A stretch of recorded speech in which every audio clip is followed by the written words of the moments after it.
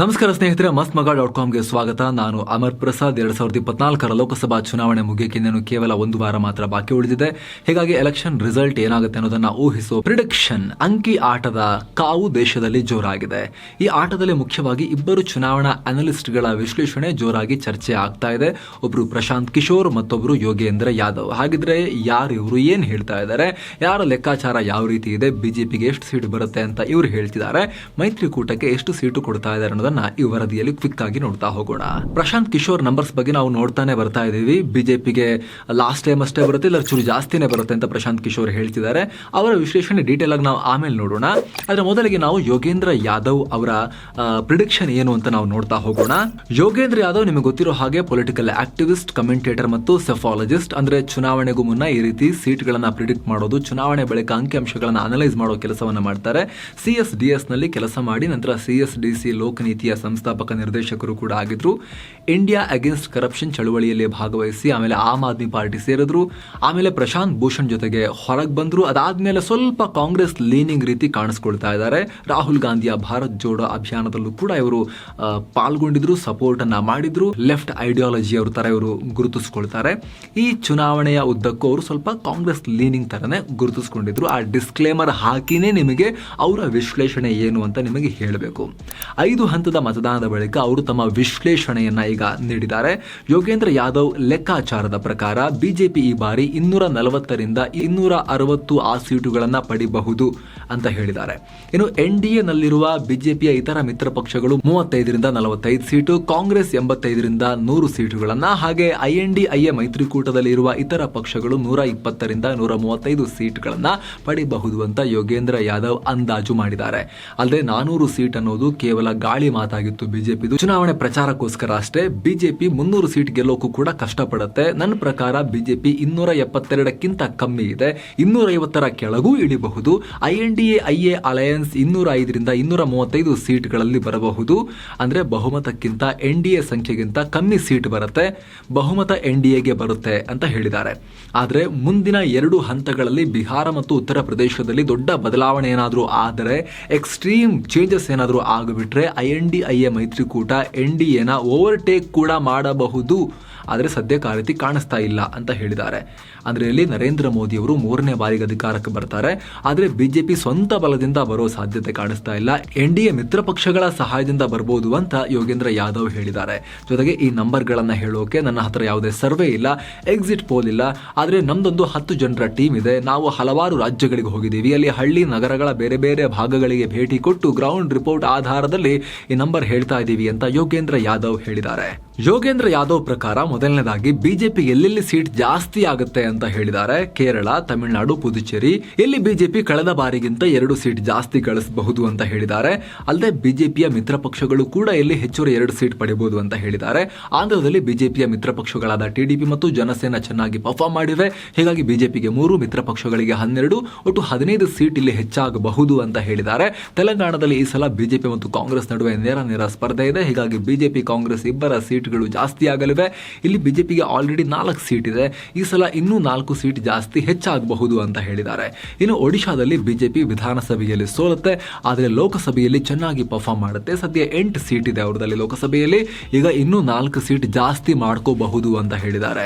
So Karnataka ಬಿಟ್ಟು ಒಡಿಶಾ ಸೇರಿದಂತೆ ದಕ್ಷಿಣ ಭಾರತದ ಈ ಭಾಗದಲ್ಲಿ ಬಿಜೆಪಿಗೆ 13, ಮಿತ್ರ ಪಕ್ಷಗಳಿಗೆ 14 ಸೀಟು ಹೆಚ್ಚಾಗುತ್ತೆ ಅಂತ ಹೇಳಿದ್ದಾರೆ. ಆದ್ರೆ ಕರ್ನಾಟಕದಲ್ಲಿ ಬಿಜೆಪಿ ಭರ್ಜರಿ ಪೆಟ್ಟು ತಿನ್ನುತ್ತೆ. ಕೇವಲ ಇದೊಂದೇ ರಾಜ್ಯದಲ್ಲಿ 13 ಸೀಟ್ ಕಳ್ಕೊಳ್ಳುತ್ತೆ ಅಂತ ಯೋಗೇಂದ್ರ ಯಾದವ್ ಭವಿಷ್ಯವಾಣಿ ನುಡಿದಿದ್ದಾರೆ. ಈ ಮುಂಚೆ ಬಿಜೆಪಿಗೆ 25+1 26 ಸೀಟ್ ಇತ್ತು. ಆದ್ರೆ ಈ ಸಲ 12 ದಾಟಲ್ಲ. ಹೀಗಾಗಿ ಈ ಮೊದಲು ಗಳಿಸಿದ 13 ಸೀಟ್ಗಳ ಹೆಚ್ಚುಗಾರಿಕೆಯನ್ನ ಕರ್ನಾಟಕದಲ್ಲಿ ಕಳ್ಕೊಳ್ಳುತ್ತೆ ಅಂತ ಹೇಳಿದ್ದಾರೆ. ಇನ್ನು ಪೂರ್ವದಲ್ಲಿ ಬಂಗಾಳದಿಂದ 2 ಕಡೆಯಿಂದ ರಿಪೋರ್ಟ್ ಬರ್ತಾ ಇದೆ. ಆದ್ರೆ ಬಿಜೆಪಿ ವಿಧಾನಸಭೆಯ ಕುಸಿತದಿಂದ ಮೇಲೆದ್ದು ಕಳೆದ ಲೋಕಸಭೆಯಷ್ಟೇ ಸೀಟ್ ಅಂದ್ರೆ 18 ಸೀಟ್ಗಳಿಗೆ ಬರಬಹುದು. ಯಾವುದೇ ಗೇನ್ ಅಥವಾ ಲಾಸ್ ಆಗಲ್ಲ ಅಂತ ಹೇಳಿದ್ದಾರೆ. ಇನ್ನು ನಾರ್ತ್ ಈಸ್ಟ್ ನಲ್ಲೂ ಕೂಡ ಕಳೆದ ಬಾರಿ ಚೆನ್ನಾಗಿ ಪರ್ಫಾರ್ಮ್ ಮಾಡಿತ್ತು ಬಿಜೆಪಿ. ಈ ಸಲನೂ ಹೆಚ್ಚು ಕಮ್ಮಿ ಅಷ್ಟೇ ಸೀಟ್ ಇರುತ್ತೆ ಅಂತ ಹೇಳಿದ್ದಾರೆ. ಹೀಗಾಗಿ ಪೂರ್ಣ ದಕ್ಷಿಣ ಭಾರತ ಮತ್ತು ನಾರ್ತ್ ಈಸ್ಟ್ ಹಿಡಿದ್ರೆ ಬಿಜೆಪಿಯ ಗೇನ್ ಮತ್ತು ಲಾಸ್ ಎರಡು ಈಕ್ವಲ್ ಆಗಿ ನ್ಯೂಟ್ರಲ್ ಆಗುತ್ತೆ. ಆದ್ರೆ ಮಿತ್ರ ಪಕ್ಷಗಳಿಗೆ 15 ಹೆಚ್ಚುವರಿ ಸೀಟ್ ಸಿಗುತ್ತೆ ಅಂತ ಹೇಳಿದ್ದಾರೆ. ಇನ್ನು ಉಳಿದ ಭಾಗದಲ್ಲಿ ಕಳೆದ ಬಾರಿ ಬಿಜೆಪಿ ಸ್ವೀಪ್ ಮಾಡಿತ್ತು ಸೆಂಟ್ರಲ್ ಮತ್ತು ನಾರ್ತ್ ಇಂಡಿಯಾ. ಆದ್ರೆ ಈ ಸಲ ಅಲ್ಲಿ ಸೀಟ್ ಕಳ್ಕೊಳ್ಳುತ್ತೆ ಅಂತ ಹೇಳಿದ್ದಾರೆ. ಮೊದಲನೇದಾಗಿ ಮಹಾರಾಷ್ಟ್ರದಲ್ಲಿ ಬಿಜೆಪಿ ಕಳೆದ ಬಾರಿ ಮಿತ್ರ ಪಕ್ಷಗಳ ಜೊತೆಗೆ ಸೇರಿ 23 ಸೀಟನ್ನು ಪಡೆದಿತ್ತು. ಆದರೆ ಈ ಸಲ ಕನಿಷ್ಠ ಪಕ್ಷ 20 ಸೀಟ್ ಕಳೆದುಕೊಳ್ಳುತ್ತೆ. ಬಿಜೆಪಿ 5 ಸೀಟ್ ಕಳ್ಕೊಂಡ್ರೆ ಬಿಜೆಪಿ ಮಿತ್ರ ಪಕ್ಷಗಳು 15 ಸೀಟ್ ಕಳ್ಕೊಳ್ತಾರೆ ಅಂತ ಹೇಳಿದ್ದಾರೆ. ರಾಜಸ್ಥಾನ ಮತ್ತು ಗುಜರಾತ್ ಎರಡು ಸೇರಿ ಬಿಜೆಪಿಗೆ 10 ಸೀಟ್ ಕಮ್ಮಿ ಆಗುತ್ತೆ ಅಂತ ಹೇಳಿದ್ದಾರೆ. ಮಧ್ಯಪ್ರದೇಶ, ಛತ್ತೀಸ್ಗಢದಲ್ಲಿ ಬಿಜೆಪಿ ಜಾಸ್ತಿ ನಷ್ಟ ಇಲ್ಲ. ಆದರೆ ಅದರ ಜೊತೆಗೆ ಜಾರ್ಖಂಡ್ ಕೂಡ ಸೇರಿದ್ರೆ 10 ಸೀಟ್ ಕಳ್ಕೋಬಹುದು ಅಂತ ಹೇಳಿದ್ದಾರೆ. ಹರಿಯಾಣದಲ್ಲಿ ಬಿಜೆಪಿ ವಿರುದ್ಧ ಪ್ರತಿರೋಧ ಇದೆ. ಹೀಗಾಗಿ ಹರಿಯಾಣ, ದಿಲ್ಲಿ ಎರಡು ಸೇರಿ 10 ಸೀಟ್ ಕಮ್ಮಿ ಆಗುತ್ತೆ ಅಂತ ಹೇಳಿದ್ದಾರೆ. ಇನ್ನು ಪಂಜಾಬ್, ಚಂಡೀಗಢ, ಹಿಮಾಚಲ ಪ್ರದೇಶ, ಜಮ್ಮು ಕಾಶ್ಮೀರ, ಲಡಾಖ್ ಸೇರಿ 5 ಸೀಟ್ ನಷ್ಟ ಅಂತ ಹೇಳಿದ್ದಾರೆ. ಇನ್ನು ಉಳಿದಿದ್ದು ಉತ್ತರ ಪ್ರದೇಶ ಮತ್ತು ಉತ್ತರಾಖಂಡ, ಇಲ್ಲೂ ಕೂಡ ಅವರ ಅಂದಾಜಿನಂತೆ 10 ಸೀಟ್ ಕಮ್ಮಿ ಆಗುತ್ತೆ ಅಂತ ಹೇಳಿದ್ದಾರೆ. ಇನ್ನು ಬಿಹಾರದಲ್ಲಿ ಒಟ್ಟು 40 ಸೀಟ್ಗಳಲ್ಲಿ ಬಿಜೆಪಿ ಮತ್ತು ಅವರ ಮಿತ್ರ ಪಕ್ಷ ಸೇರಿ ಕಳೆದ ಬಾರಿ 39 ಸೀಟ್ ತಗೊಂಡಿದ್ವು. ಈ ಸಲ ಕಮ್ಮಿ ಅಂದ್ರೂ ಕೂಡ 15 ಸೀಟ್ ಲಾಸ್ ಆಗುತ್ತೆ ಅಂತ ಯೋಗೇಂದ್ರ ಯಾದವ್ ಹೇಳಿದ್ದಾರೆ. 5 ಸೀಟ್ ಬಿಜೆಪಿಗೆ, 10 ಸೀಟ್ ಮಿತ್ರ ಪಕ್ಷಗಳಿಗೆ ಪೆಟ್ಟು ಬೀಳುತ್ತೆ ಅಂತ ಹೇಳಿದ್ದಾರೆ. ಸೊ ಇದೆಲ್ಲ ಸೇರಿ 55 ಸೀಟ್ ನಷ್ಟ ಆಗುತ್ತೆ. ಅಂದ್ರೆ ಬಿಜೆಪಿ ಕಳೆದ ಬಾರಿ 303 ಸೀಟ್ ಪಡೆದಿತ್ತು. ಈ ಸಲ 248ಕ್ಕೆ ಕುಸಿಯುತ್ತೆ. ಬಿಜೆಪಿ ಮಿತ್ರ ಪಕ್ಷಗಳಿಗೆ 10 ಸೀಟ್ ನಷ್ಟ ಆಗುತ್ತೆ. ಇದರಿಂದ ಬಿಜೆಪಿ 240ರಿಂದ 260 ಆಸುಪಾಸಲ್ಲಿ ಇರುತ್ತೆ. ಮಿತ್ರ ಪಕ್ಷಗಳು 35ರಿಂದ 45ರ ಆಸುಪಾಸಲ್ಲಿ ಇರ್ತಾರೆ ಅಂತ ಯೋಗೇಂದ್ರ ಯಾದವ್ ಹೇಳಿದ್ದಾರೆ.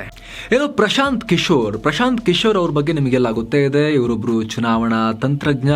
ಮುಂಚೆ ಬೇರೆ ಬೇರೆ ಪಾರ್ಟಿಗಳಿಗೆ ಅಂದ್ರೆ ಬಿಜೆಪಿ, ನರೇಂದ್ರ ಮೋದಿ ಅವರು, JDU, ಆಮ್ ಆದ್ಮಿ ಪಾರ್ಟಿ, ಚಂದ್ರಬಾಬು ನಾಯ್ಡು, ಈ ರೀತಿ ಕಾಂಗ್ರೆಸ್ ಪಾರ್ಟಿ ಪಂಜಾಬಲ್ಲಿ, ಈ ರೀತಿ ಎಲ್ಲ ಪಕ್ಷಗಳೊಂದಿಗೂ ಕೆಲಸ ಮಾಡಿ ಈಗ ತಮ್ಮದೇ ಹೊಸ ಪಕ್ಷಕ್ಕೆ ಬುನಾದಿಯನ್ನು ಹಾಕ್ತಾ ಇದ್ದಾರೆ ಜನಸುರಾಜ್ ಹೆಸರಲ್ಲಿ. ಅವರು ಅವ್ರದೇ ಆದ ವಿಶ್ಲೇಷಣೆಯನ್ನ ಮುಂದೆ ಇಟ್ಟಿದ್ದಾರೆ. ಅವ್ರ ಪ್ರಕಾರ ಬಿಜೆಪಿ ಲಾಸ್ಟ್ ಟೈಮ್ನಷ್ಟೇ ಸೀಟನ್ನು ಪಡ್ಕೊಂಡು ಅಧಿಕಾರಕ್ಕೆ ಬರುತ್ತೆ ಅಥವಾ ಇನ್ನೊಂಚೂರು ಜಾಸ್ತಿನೇ ಸೀಟ್ಸ್ ಬರುತ್ತೆ ಅನ್ನೋ ವಿಶ್ಲೇಷಣೆಯನ್ನ ಮಾಡಿದ್ದಾರೆ. ಅದಕ್ಕೆ ಅವ್ರು ಕೊಡ್ತಿರೋ ವಿಶ್ಲೇಷಣೆ ಏನು ಅಂದ್ರೆ, ಪ್ರಶಾಂತ್ ಕಿಶೋರ್ ಅವರು 2 ರೀತಿ ದೇಶವನ್ನು ವರ್ಗೀಕರಿಸಿ ನೋಡ್ತಾರೆ.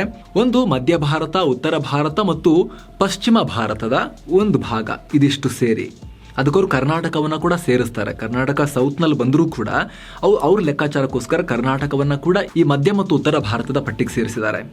ಕರೆಕ್ಟಾಗಿ ಕೇಳಿಸ್ಕೊಳ್ಳಿ. ಮಧ್ಯ ಭಾರತ, ಉತ್ತರ ಭಾರತ ಮತ್ತು ಪಶ್ಚಿಮ ಭಾರತ ಒಂದು ಭಾಗ ಪ್ರಶಾಂತ್ ಕಿಶೋರ್ ಪ್ರಕಾರ. ಕರ್ನಾಟಕವನ್ನು ಕೂಡ ಸೌತ್ ಆದ್ರೂ ಅದಕ್ಕೆ ಸೇರಿಸಿದ್ದಾರೆ. ಇದಿಷ್ಟಾಯಿತು. ಇನ್ನೊಂದು ಅವ್ರ ಪ್ರಕಾರ ಈಶಾನ್ಯ ಭಾರತ ಮತ್ತು ದಕ್ಷಿಣ ಭಾರತ, ಇದೊಂದು ಭಾಗ ಅವ್ರು ನೋಡ್ತಾ ಇದ್ದಾರೆ. ಪ್ರಶಾಂತ್ ಕಿಶೋರ್ ಪ್ರಕಾರ ಅವ್ರು ಹೆಂಗೆ ಹೇಳ್ತಿದ್ದಾರೆ, ಕಳೆದ ಬಾರಿ ಅಷ್ಟೇ ಬರುತ್ತೆ, ಇಲ್ಲರ ಚೂರು ಜಾಸ್ತಿನೇ ನಂಬರ್ ಬರುತ್ತೆ ಅಂತ, 303 ಅಥವಾ ಅದಕ್ಕಿಂತ ಜಾಸ್ತಿನೇ ಬರುತ್ತೆ ಅಂತ ಯಾಕೆ ಹೇಳ್ತಿದ್ದಾರೆ ಪ್ರಶಾಂತ್ ಕಿಶೋರ್ ಪ್ರಕಾರ ಅಂದರೆ, ಬಿಜೆಪಿ ಕಳೆದ ಬಾರಿ ಈ ಮಧ್ಯ ಭಾರತ, ಉತ್ತರ ಭಾರತ ಮತ್ತು ಪಶ್ಚಿಮ ಭಾರತದಲ್ಲಿ 250ಕ್ಕೂ ಅಧಿಕ ಸ್ಥಾನಗಳನ್ನು ಗೆದ್ದಿತ್ತು. ಈ ಸಲ ಕೂಡ ಪ್ರಶಾಂತ್ ಕಿಶೋರ್ ಪ್ರಕಾರ ಬಿಜೆಪಿಗಲ್ಲಿ ದೊಡ್ಡ ಡ್ಯಾಮೇಜ್ ಏನು ಆಗ್ತಾ ಇಲ್ಲ, ಸೀರಿಯಸ್ ಡ್ಯಾಮೇಜ್ ಏನು ಆಗ್ತಾ ಇಲ್ಲ ಅಂತ ಹೇಳಿದ್ದಾರೆ. ಸೀರಿಯಸ್ ಡ್ಯಾಮೇಜ್ ಅಂದರೆ ಎಷ್ಟು ಸೀಟ್ ಆದರೆ ಸೀರಿಯಸ್ ಡ್ಯಾಮೇಜ್ ಅಂತ ಕೇಳಿದಾಗ 50ಕ್ಕಿಂತ ಹೆಚ್ಚಿನ ಸೀಟ್ ಲಾಸ್ ಆದರೆ ಮಾತ್ರ ಅದು ಸೀರಿಯಸ್ ಡ್ಯಾಮೇಜ್ ನನ್ನ ಪ್ರಕಾರ ಅಂತ ಪ್ರಶಾಂತ್ ಕಿಶೋರ್ ಹೇಳಿದ್ದಾರೆ. ಅಷ್ಟೆಲ್ಲ ಡ್ಯಾಮೇಜ್ ಅವರಿಗೆ ಈ ಭಾಗದಲ್ಲಿ ಆಗ್ತಾ ಇಲ್ಲ. ಸೇಮ್ ಟೈಮ್ ಈಶಾನ್ಯ ಭಾರತದಲ್ಲಿ, ಅದು ಎಲ್ಲಿಂದ ಆರಂಭ ಆಗುತ್ತೆ, ಬಿಹಾರ, ಅದಾದ ನಂತರ ಪಶ್ಚಿಮ ಬಂಗಾಳ, ಅಸ್ಸಾಂ, ಒಡಿಶಾ, ಆಮೇಲೆ ಆಂಧ್ರ ಪ್ರದೇಶ, ತೆಲಂಗಾಣ, ಆಮೇಲೆ ತಮಿಳುನಾಡು, ಕೇರಳ, ಈ ರಾಜ್ಯಗಳಿದಾವಲ್ಲ, ಇಲ್ಲಿ ಬಿಜೆಪಿಗೆ ಕೇವಲ 200 ಚಿಲ್ಲರೆ ಸೀಟಲ್ಲಿ ಬರೀ 50 ಚಿಲ್ಲರೆ ಸೀಟ್ ಮಾತ್ರ ಇತ್ತು. ಈ ಸಲ ಬಿಜೆಪಿ ತನ್ನ ನಂಬರನ್ನು ಇಲ್ಲಿ ಇನ್ನೂ ಜಾಸ್ತಿ ಮಾಡಿಕೊಡುತ್ತೆ, ಬೆಟರ್ ಮಾಡುತ್ತೆ ಪರ್ಫಾರ್ಮೆನ್ಸನ್ನು. ವೋಟ್ ಶೇರ್, ಸೀಟ್ ಶೇರ್ ಎರಡೂ ಇಲ್ಲಿ ಜಾಸ್ತಿ ಆಗುತ್ತೆ. ಅದರ ಪರಿಣಾಮ ಬಿಜೆಪಿ ಇದೆರಡು ಕಂಬೈನ್ ಮಾಡಿ ನೋಡಿದಾಗ ಲಾಸ್ಟ್ ಟೈಮ್ನಷ್ಟೇ ಅಥವಾ ಅದಕ್ಕಿಂತ ಚೂರು ಜಾಸ್ತಿನೇ ನಂಬರ್ಸ್ ಬರುತ್ತೆ ಅಂತ ಪ್ರಶಾಂತ್ ಕಿಶೋರ್ ವಿಶ್ಲೇಷಣೆ ಮಾಡಿದ್ದಾರೆ. ಅದರಲ್ಲಿ ಅವ್ರು ಏನು ಹೇಳಿದ್ದಾರೆ ಅಂತ ಹೇಳಿದ್ರೆ, ಮುಖ್ಯವಾಗಿ ಮಹಾರಾಷ್ಟ್ರದ ಬಗ್ಗೆ ನೀವು ಹೇಳ್ತೀರಿ. ಮಹಾರಾಷ್ಟ್ರದಲ್ಲಿ ಅಲಯನ್ಸ್ ಸೇರಿ ಲಾಸ್ಟ್ ಟೈಮ್ 40+ ಗೆದ್ದಿದ್ರಲ್ಲ ಅಂತ ನೀವು ಹೇಳ್ತೀರಿ. ಆದರೆ ಅಲಯನ್ಸ್ನವ್ರು ಎಲ್ಲಿದ್ದರು? ಚುನಾವಣೆ ಆದಮೇಲೆ ಅವ್ರು ಇರಲೇ ಇಲ್ಲ. ಬಿಜೆಪಿಯಲ್ಲಿ ಏಕಾಂಗಿಯಾಗಿತ್ತು. ಶಿವಸೇನೆ, ಉದ್ಧವ್ ಠಾಕ್ರೆ ಆಮೇಲೆ ಬಿಟ್ಟು ಹೋಗಿದ್ರಲ್ಲ. ಬಿಜೆಪಿ 22-23 ಸೀಟ್ ಇದ್ದಿದ್ದು ಈ ಸಲ ಕೂಡ ಹೆಚ್ಚು ಕಮ್ಮಿ ಅಷ್ಟೇ ಬರಬಹುದು. ಅಲಯನ್ಸ್ಗೆ ಅಲ್ಲಿ ಕಾಂಗ್ರೆಸ್, ಶರದ್ ಪವಾರ್ ಬಣ ಮತ್ತು ಉದ್ಧವ್ ಬಣದ ಈ ಅಲಯನ್ಸ್ಗೆ ಹೆಚ್ಚು ಅಂದ್ರೆ 25 ಸೀಟ್ ಬರುತ್ತೆ ಅಂತ ಕಾಂಗ್ರೆಸ್ನ ಫೇವರ್ ಇರುವಂತ ವಿಶ್ಲೇಷಕರೇ ಹೇಳ್ತಾ ಇದ್ದಾರೆ. ಅಲ್ಲಿಗೆ ಎಷ್ಟಾಯ್ತು, ಬಿಜೆಪಿ ಹೆಚ್ಚು ಕಮ್ಮಿ ಲಾಸ್ಟ್ ಟೈಮ್ ಅಷ್ಟೇ ಬಂದಷ್ಟು ಆಯ್ತಲ್ವಾ ಅಂತ ಪ್ರಶಾಂತ್ ಕಿಶೋರ್ ಹೇಳ್ತಾ ಇದ್ದಾರೆ. ಸೇಮ್ ಉತ್ತರ ಪ್ರದೇಶದಲ್ಲೂ ಕೂಡ ಅವರು ಅದನ್ನೇ ಹೇಳ್ತಾ ಇರೋದು. ಉತ್ತರ ಪ್ರದೇಶ ಮತ್ತು ಬಿಹಾರ ಸೇರಿ ಕಳೆದ ಚುನಾವಣೆಯಲ್ಲಿನೇ ಬಿಜೆಪಿ 2014 ಕಂಪೇರ್ ಮಾಡಿದ್ರೆ 2019ರಲ್ಲಿ 25 ಸೀಟ್ ಡೌನ್ ಆಗಿತ್ತು. ಆದರೂ ಕೂಡ ಬೇರೆ ಕಡೆ ಪರ್ಫಾರ್ಮೆನ್ಸ್ ಚೆನ್ನಾಗಾದ ಪರಿಣಾಮ ಅವರು ಮ್ಯಾನೇಜ್ ಮಾಡುವಲ್ಲಿ ಯಶಸ್ವಿಯಾಗಿದ್ರು. ಆದರೆ ಈ ಸಲ ಉತ್ತರ ಪ್ರದೇಶದಲ್ಲಿ ಸ್ಟ್ರಾಂಗ್ ಅಲಯನ್ಸ್ ಇಲ್ಲ. ಲಾಸ್ಟ್ ಟೈಮ್ SP BSP ಇದ್ದು ಬಿಜೆಪಿ 80 ಸೀಟಲ್ಲಿ 72-73 ಇದ್ದವರು 62ಕ್ಕೆ ಇಳಿಯೋ ಕಾರಣ ಆಗಿತ್ತು. ಆದರೆ ಈ ಸಲ ಅಲಯನ್ಸ್ ಇರೋದು ಕಾಂಗ್ರೆಸ್ ಮತ್ತು SP. ಇದು ಕಾಂಗ್ರೆಸ್ಗೆ ವೋಟ್ ಬ್ಯಾಂಕ್ ಇಲ್ಲ. BSP ಸಪರೇಟ್ ಆಗಿ ಸ್ಪರ್ಧೆ ಮಾಡ್ತಾ ಇದೆ, ಅದೊಂದು ಫ್ಯಾಕ್ಟರ್. ಇದೆಲ್ಲವೂ ನೋಡಿದಾಗ ನನಗೆ ಈ ಮಧ್ಯ ಭಾರತ, ಉತ್ತರ ಭಾರತ ಮತ್ತು ಪಶ್ಚಿಮ ಭಾರತದಲ್ಲಿ ಬಿಜೆಪಿಗೆ ದೊಡ್ಡ ಡ್ಯಾಮೇಜ್ ಆಗುತ್ತೆ ಅಂತ ಕಾಣಿಸ್ತಾ ಇಲ್ಲ ಅಂತ ಪ್ರಶಾಂತ್ ಕಿಶೋರ್ ಹೇಳ್ತಾ ಇದ್ದಾರೆ. ಸಣ್ಣ ಪುಟ್ಟ ಡ್ಯಾಮೇಜ್ ಆದರೂ ಕೂಡ ಈಶಾನ್ಯ ಮತ್ತು ದಕ್ಷಿಣ ಭಾರತದಲ್ಲಿ ಆಗೋ ಗೇನ್ನಿಂದ ಅವರು ಅದನ್ನು ಮ್ಯಾಚಪ್ ಮಾಡ್ಕೊಳ್ತಾರೆ, ಅದನ್ನು ಸಮ ಮಾಡ್ಕೊಳ್ತಾರೆ. ಸೊ ಲಾಸ್ಟ್ ಟೈಮ್ನಷ್ಟೇ ಅಥವಾ ಅದಕ್ಕಿಂತ ಚೂರು ಜಾಸ್ತಿನೇ ಮೆಜಾರಿಟಿ ಈ ಸಲ ಬಿಜೆಪಿಗೆ ಬರುತ್ತೆ ಅಂತ ಪ್ರಶಾಂತ್ ಕಿಶೋರ್ ಹೇಳ್ತಿದ್ದಾರೆ. 400 ಪಾರೆಲ್ಲ ಸುಳ್ಳು, ಸುಮ್ಮನೆ ಕತೆ ಹೇಳ್ತಿದ್ದಾರೆ ಬಿಜೆಪಿಗೆ ಏಕಾಂಗಿಯಾಗಿ 370 ಬರೋದು ಕೂಡ ನಾನು ಅದನ್ನು ಒಪ್ಪೋದಿಲ್ಲ.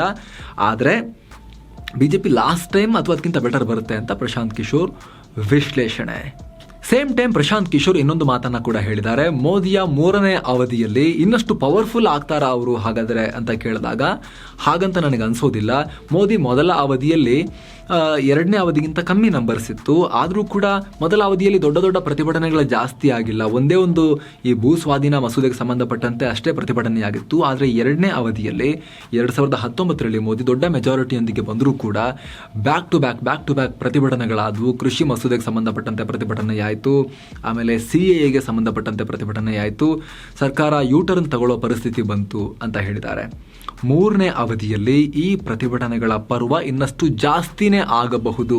1971-72ರ ಟೈಮ್ನಲ್ಲಿ ಇಂದಿರಾ ಗಾಂಧಿ ಸೂಪರ್ ಪವರ್ಫುಲ್ ಅಂತ ಅನ್ಸ್ಕೊಂಡಿದ್ರು ಎಲೆಕ್ಷನ್ ಗೆದ್ದಂಥ ಸಂದರ್ಭದಲ್ಲಿ. ಆದರೆ 1-2 ವರ್ಷಗಳಲ್ಲೇ ಸೀನ್ ಚೇಂಜ್ ಆಗಿ ವಿಪರೀತ ಪ್ರತಿಭಟನೆಗಳಾಗಿ ಎಲ್ಲವೂ ಉಲ್ಟಾ ಪಲ್ಟಾ ಆಗಿ ಹೋಗಿತ್ತು. ಇಂದಿರಾ ಗಾಂಧಿ ತುರ್ತು ಪರಿಸ್ಥಿತಿ ಹೇರೋ ಮಟ್ಟಿಗೆ ನೆಕ್ಸ್ಟ್ ಮುಂದಿನ 4-5 ವರ್ಷಗಳಲ್ಲಿ ಸೀನ್ ಚೇಂಜ್ ಆಯಿತು ಅಂತ ಪ್ರಶಾಂತ್ ಕಿಶೋರ್ ಆ ಘಟನೆಗಳನ್ನ ಕೂಡ ಉಲ್ಲೇಖ ಮಾಡಿದ್ದಾರೆ.